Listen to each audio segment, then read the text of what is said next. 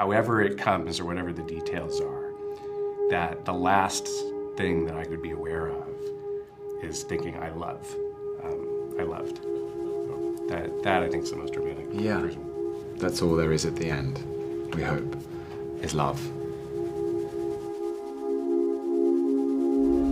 The universe is large. And it contains multitudes. But it also contains me. What would be a core memory that you think would be at the center of your personal universe? I have 3 children, and I was in the room for each of their births. And the first time I met them and held on to them, that for me, all 3 of those. I remember the first time I met my wife, same thing. But it's interesting because my answer to that always just goes to these.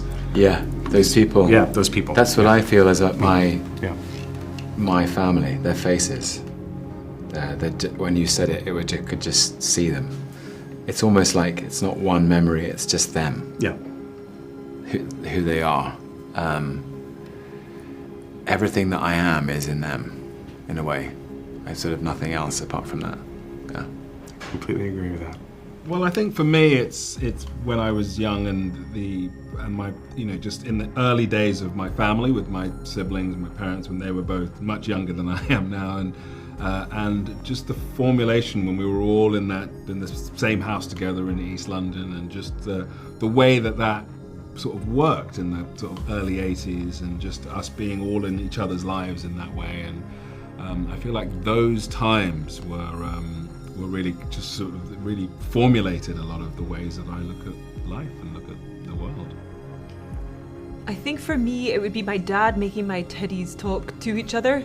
I loved it so much as a child, and it's something that I now do for my daughter, and so it's like I'm continuing the tradition, and I love it. That's hard. The core moment? Gee, it's over. You've got to have one. No, but overall, it's such an affirmation of life in a time, I think, that we really need it. This movie arrives at the perfect time in our history where we're so divided, where the headlines are so stressful and we're worried about, our very democracy. This seems to put it all in perspective. So I don't think there could be better timing for this movie to be seen. I think it's almost therapeutic, that it's reassuring, it's a reaffirmation of life, seen through the eyes of one character at different stages in his life. I mean, I'm very isolated. It's sold Act 3, Act 2, Act 1, and I'm only in Act 1. So I just had my immediate family. The youngest version of Chuck, Mia Sarah, that was Cody Flanagan, then Mia Sarah, and then Benjamin as I call him junior high school Chuck. Is that about right?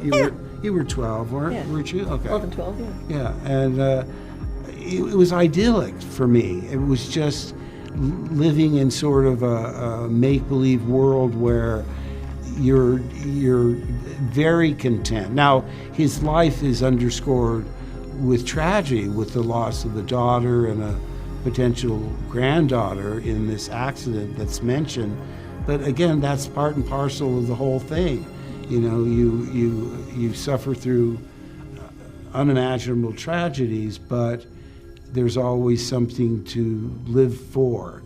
When you look up at the night sky, it can tell you stuff about your future. Tom, your last 2 roles have both been about multitudes. You've got Loki, who is the keeper of the multiverse, and then you've got Chuck, who keeps an entire multiverse inside him. What makes characters like those so meaningful to you? I think it resonates very deeply with my experience of life. As an actor, you get to explore your multitudes. You get to play different characters in different stories and connect to all of them and see where you're the same and see where you're different. And for me, the the proper stuff of acting is actually about imagination and compassion. It's about extending yourself to circumstances which maybe aren't yours, but trying to see your own humanity in them. And I really relate to the wisdom in this film, which is that behind the exterior of how we seem in the world, of how we present in the world, is an internal world of infinite possibility. That every single human being, and I really believe this, contains an internal world of majestic, inspiring multitudes. All of us have that universe within us, which is a universe of connections, both real and imagined. And when a life comes to an end, so does that universe. Those people, the memories, the experiences, the love you shared, the books you loved, the music you danced to, the movies you watched, the times you lost, the times you loved. It's all so unique. It's all the human heart has a unique experience. And so, to your point, I think I'm often drawn to characters who have an external appearance which doesn't tell the whole story of their internal reality. How would you both romanticize your end of the world? The thing that amazed me about the way Steve wrote that scene was that the page cuts off at the last line in Marty's mind. The last thing he thinks is, "I love you." And he doesn't get to finish it. That, to me, is the most romanticized version that I can imagine for the end. However it comes, or whatever the details are, that the last thing that I could be aware of is thinking, "I love." That's it. That's all we leave behind. That's all there is at the end, we hope, is love. I mean, I think for me, you know, all of my interests in material possessions and any like accolades or money would fall away, and it would just be about connecting with the people that I love the most and who love me. I think that's all that really matters, and it's all we really have at the end of it all. And so I would just really cherish the final moments with them. Yeah, I mean, I'd like to say that would be sort of, that I'd be similar, but I don't know if I would actually. I think, Really?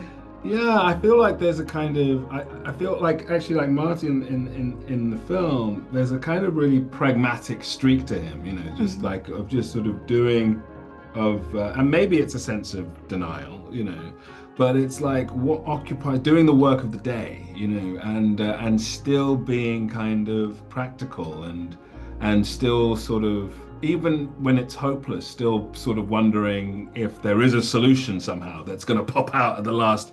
And I sort of feel like I would be like that, probably mostly as a coping mechanism, but I feel like I would probably be a bit like that, just sort of constantly trying to think, well, actually, if you did this and this, and maybe if you turn the TV around that way, you know what I mean? Like you could, something, you know, I don't know, it would be, I think that would be where I'd go.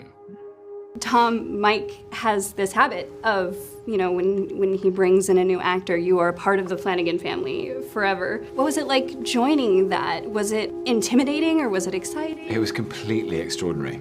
Honestly, it was like joining this like amazing team with history and memories and culture, and it was just the loveliest thing. It was like being invited to a party which has been going on for a while, and hoping that I was, you know, bringing an instrument and playing the right tune, or with my feet at least.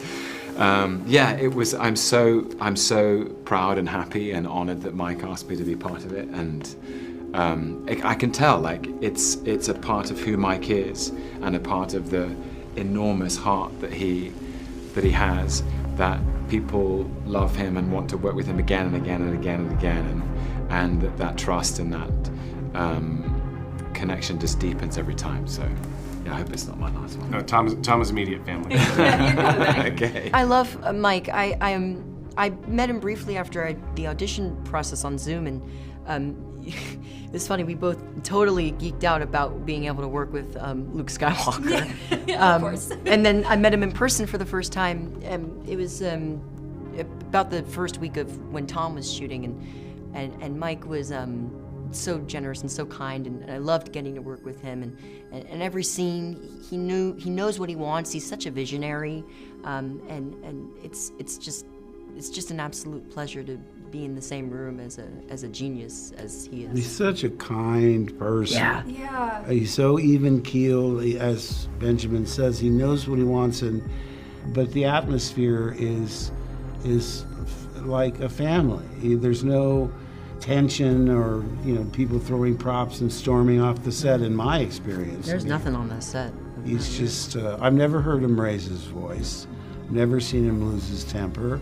And, I'm not saying that's a bad thing. I've worked with directors who holler a lot and throw things and curse, but that's their way. I mean, in some circumstances, I look back and I said, that was right, because everybody was so on edge, it worked for the scene. Yeah. So everybody works different, but Mike's just a joy from start to finish. You have now adapted 3 otherwise believed unadaptable King projects. Nobody told me. Going in. Thank God. Yeah. What made Life of Chuck different from the other 2? What made it more challenging than the other 2? I fell head over heels in love with it when I read it. Just back in April 2020, when the world was shutting down at the beginning of the pandemic. The challenge for me with The Life of Chuck was just to try to take that experience that I felt reading Steve's words and try to get it onto the screen as carefully as possible without letting something take away from it or injure it along the way. And fortunately, this cast did that, and they carried that story, into life in such a profound way. I'm just so grateful to have been a part of it. And in this moment,